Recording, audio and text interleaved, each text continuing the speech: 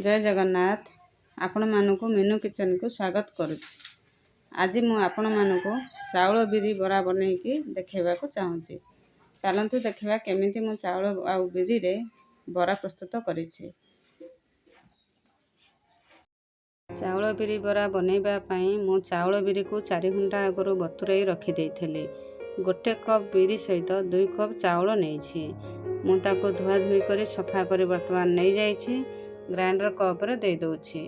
Grinder cup रे सब देला परे अल्प पानी देई ताको ग्राइंडर कर दबा। देखंतु मु रेडी करी देछि।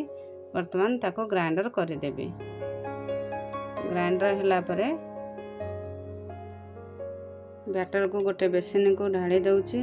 देखंतु बैटर हमर प्रस्तुत हो जाइछि। ताको गोटे बेसिन को मु ढाली दउछि। बैटर रेडी हो गला। से गोटे चामच लुण दे दउछि। गोटे चामच लुण देली। आपण माने भी स्वाद अनुसार लुण देबे। गोटे चुटकी खाइबा सोडा दे दउछि।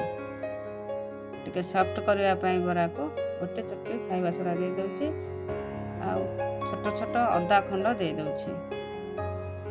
अल्प किछि जीरा दउछि। अल्प किछि जीरा दे देली।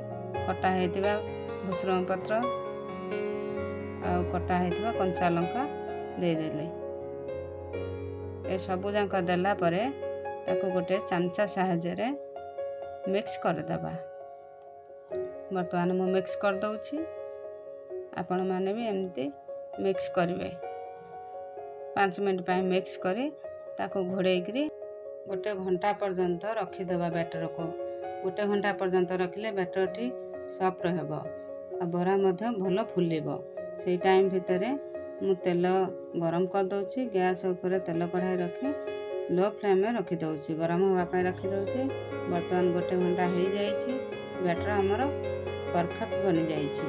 तेल मध्ये गरम हो गलानी। सेथिरे बैटर को अल्प टिके दे तेल गरम होइछि कि नै टेस्ट करि नबा। देखंतु वर्तमान तेल हमर गरम हो जाइछि। बरा गुडी को पकई दबा। पानी हाथ हेबे टिके पानी हाथ होला पर छोट छोट साइज रे बरा पकेइले सुंदर बरा हबो। गोल गोल साइज रे भलो। देखंतु मु वर्तमान पकई दउछि। बरा पकई सारला परे ताको टिके लेउटै दबा। लेउटला फ्राई करबा पय लेउटैबा। देखनु मोर बरा प्रस्तुत हो जाइछि। केते सुंदर गोल गोल साइज रे हेछि। वर्तमान ताऊ काढी के गोटे प्लेट रे रखि दबा। ताको बेसी समय फ्राई करिवे नै। कड़ा पड़ी जीवो। अल्प समय फ्राई करिवे। देखंतु आ गोटे थरा मु पकाउछि बरा। आ गोटे थरा पकई सारछि। ताको अल्प समय फ्राई करबे। हल्का हल्का से ताको लेउटै दउथिबे। एमते मु जेमते लेउटौछि। वर्तमान मोर भी आ गोटे थरा बरा हे जाइछि। ताको छानी दउछि। छानी करी प्लेट रे रखि दउछि। मोर बरा वर्तमान प्रस्तुत हो जाइछि। देखंतु केते बरा हे गेला। मोर 2 भारी बरा हे गेला प्रस्तुत। आपण माने मध्ये एमते प्रस्तुत करबे। किछि कंचा लंका नैछि। कंचा लंका को तेल रे छानी देछि। गैस को लो फ्लेम में रखि करी कंचा लंका को छानी दे बरा सहित सब देछि। देखंतु मो मटर आलू तरकारी सहित बरा देखौछि। हमर बरा केते सॉफ्ट रहिछि। सुंदर मध्ये देखा जाउछि। मो वीडियो टी जदि आपण मानको भल लागिला तो लाइक शेयर सब्सक्राइब करंतु।